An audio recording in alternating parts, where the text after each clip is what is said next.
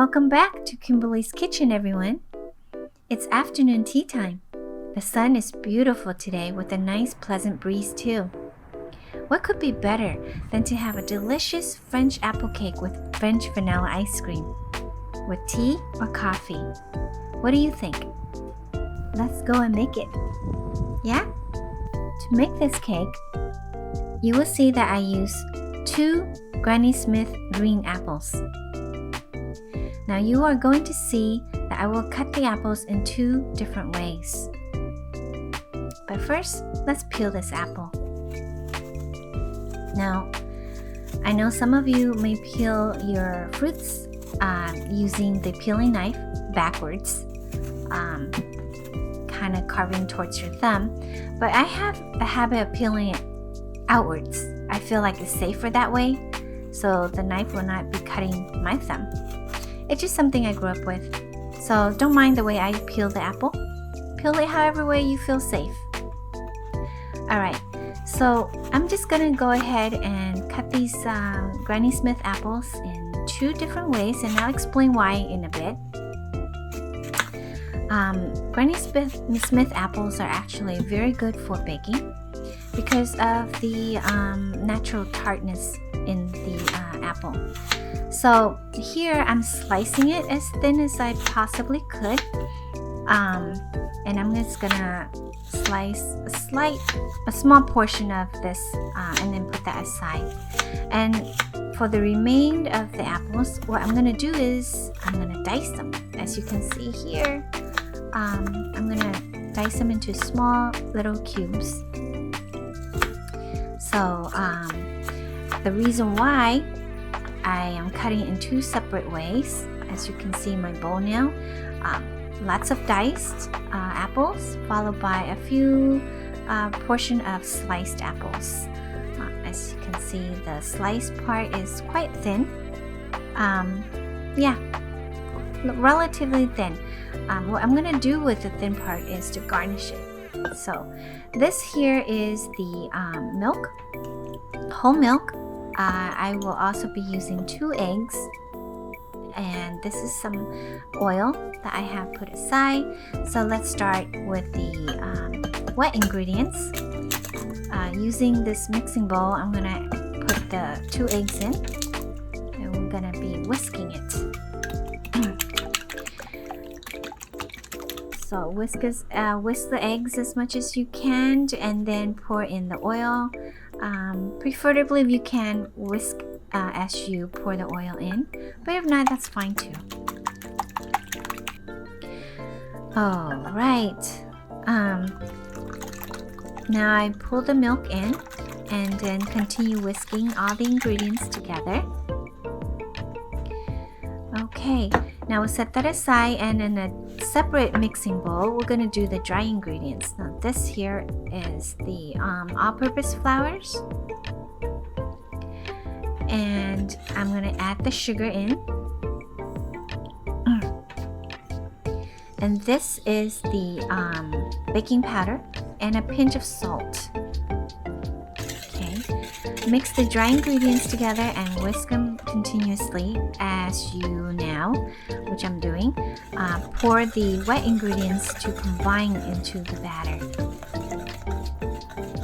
Okay, so now you're gonna see that it's becoming batter in this mixing bowl of mine, and it looks gorgeous, so rich. Okay, so before we bake, you want to grease the baking tray, and this is the baking tray that I'm using.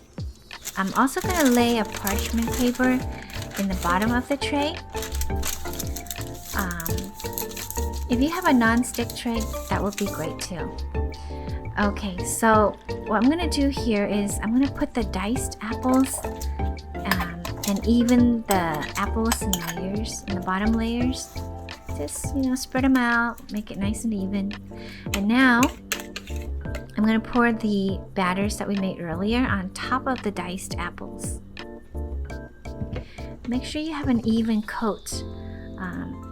So coat the apples with the batter, leaving no air pockets, okay? Okay, now this is where the sliced apple comes in. Finally, lay the sliced apples in the center of the tray in the shape of a flower, leaving about a quarter size space, a circle in the center, like about that. See, this is where the the remaining diced apple comes in. Just put them in the center and ready to go into the oven. Pretty simple, right? Okay, so here we go. I'm just gonna put that in and let that bake for about 12 to 15 minutes in 350 degrees. Okay, while that's in the oven, let's work on some of the glaze. I have here in a mixing bowl some sugar and some melted butter. We're just gonna whisk that together now. Okay, and now I'm gonna add about an egg inside, and then whisk that together as well. It's pretty easy. 3 ingredients. Whisk that as much as you can to combine all that ingredients to make that amazing glaze. Okay, so now this is optional. Okay, I just happens to have fresh vanilla beans at home. They're still moist and I love vanilla beans, so I'm just gonna slice them in half and scrape the beans off. If you don't have vanilla beans at home, by all means don't feel bad about it. You could replace that with vanilla paste or vanilla extract, or you don't even need it actually. I just happens to have the vanilla beans and I wanted to add that into this cake. So there you go. Whisk the bean in together and see the vanilla bean. It smells so good. Okay, we'll just set that aside and we'll go and check on the cake.